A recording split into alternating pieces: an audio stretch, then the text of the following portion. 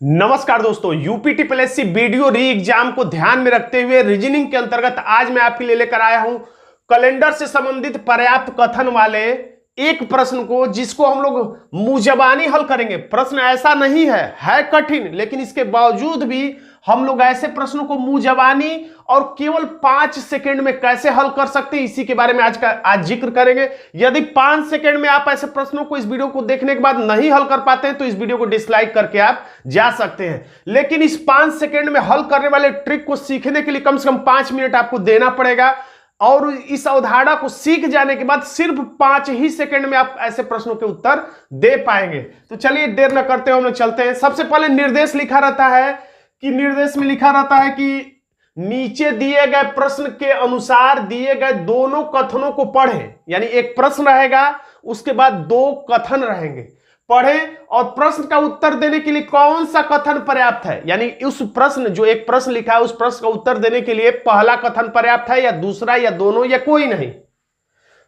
तो देखिए प्रश्न क्या है।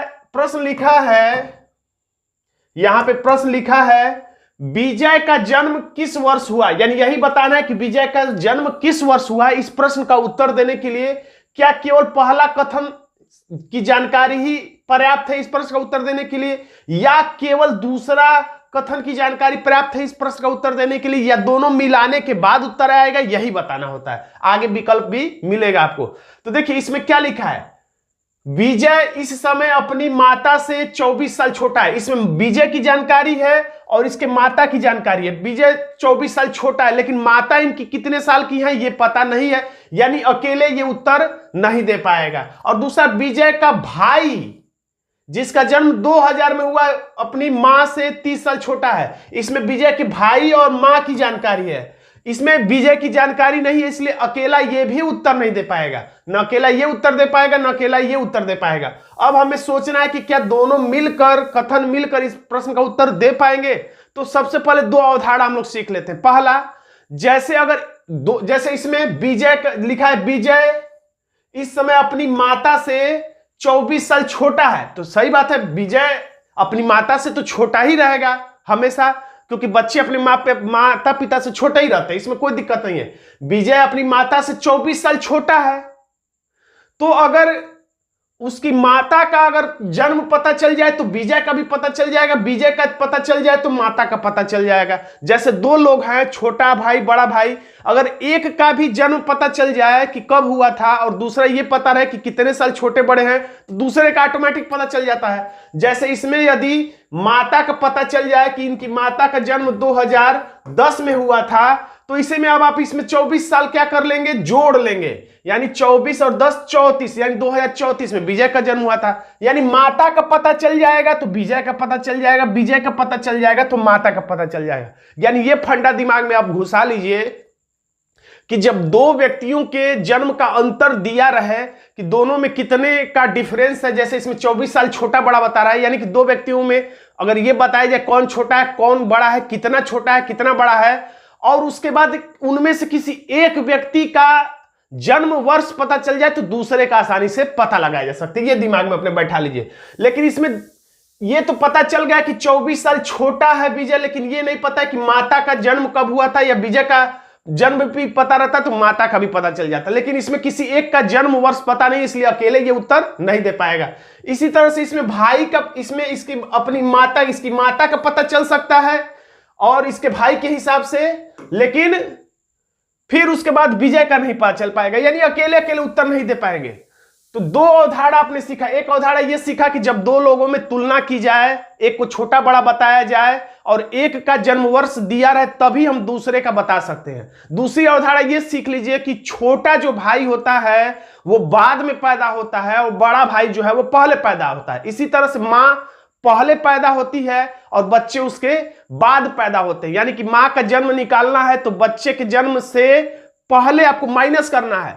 अगर मां के हिसाब से बच्चे का जन्म निकालना है तो मां के जन्म में बच्चे के जन्म कुछ जोड़ के निकालना होता है। यानी बच्चे का जन्म निकालने के लिए जोड़कर और मां का जन्म निकालने के लिए कुछ घटाकर निकालना होता है। यही 2 अवधारणा याद रखना है। सबसे मुख्य जानकारी आपके दिमाग में होनी चाहिए। मुख्य जानकारी क्या है कि विजय का जो भाई है उसका जन्म 2000 में होता है। यही सबसे मेन जानकारी है, यही मील का पत्थर। इसी के माध्यम से हम लोग क्या करेंगे, अब विजय के भाई और मां का दिया है। देखिए अब इसमें कुछ ज्ञात नहीं करना है, बस हम आप आपको 5 सेकंड में कैसे उत्तर देंगे। तो जब आप इसमें देखेंगे कि विजय के भाई का जन्म और उसके मां की तुलना कर रहा और बता रहा विजय के भाई का जन्म 2000 में और ये अपनी मां से कितना छोटा है, तो 30 साल। तो आराम से आप इसकी मां का पता कर लेंगे। जब इसकी मां का पता कर लेंगे तो विजय का पता चल जाएगा, क्योंकि मैंने पहले ही बताया था विजय का पता चल जाएगा तो इसकी मां का पता चल जाएगा, इसकी मां का अगर कोई बता दे तो विजय का पता चल जाएगा। तो इसमें इसके भाई से तुलना की गई है मां की, तो मां का इसके भाई के हिसाब से पता चल जाएगा, और जब मां का पता चल जाएगा तो विजय का पता चल जाएगा। तो इतने ही में बस आप समझ जाएंगे कि दोनों मिलाकर आराम से उत्तर हम लोग दे पाएंगे और 5 सेकंड के अंदर ही टिक कर देंगे। खैर आपको अब मैं विस्तार से भी बता दे रहा हूं कि कैसे लगाएंगे। तो सबसे पहले मुख्य जानकारी पर ध्यान देते हैं। विजय के भाई का जन्म कब है, तो देखिए विजय नहीं, विजय के भाई, विजय के भाई का जन्म कब है, जन्म है 2000 में। अब मोटा मोटी मुजबानी ही कर सकते हैं, और ये अपनी मां से 30 साल छोटा है। तो मां से 30 साल छोटा है यानी मां इससे 30 साल बड़ी है यानी कि 2000 में भाई का जन्म, तो मां का जन्म हुआ होगा कब, तो इससे होगा 30 साल पहले, यानी इसमें से माइनस 30 साल घटा देंगे, 30 साल घटा देंगे तो हो जाएगा 1970, क्योंकि मां हमेशा बड़ी होती है तो मां पहले पैदा होगी। तो जब भी बड़े व्यक्ति का जन्म निकालना हो तो आपको क्या करना है, माइनस करना है। बड़े व्यक्ति का जन्म निकालते समय आपको क्या करना है, माइनस करना है। तो 1970 आ गया। अब जो ही मां का पता चला तो ऑटोमेटिक यहां से पता चल जाएगा विजय का, क्योंकि विजय इस समय हमेशा छोटा होगा यानी बाद में पैदा हुआ होगा। कितने साल, तो 24 साल बाद।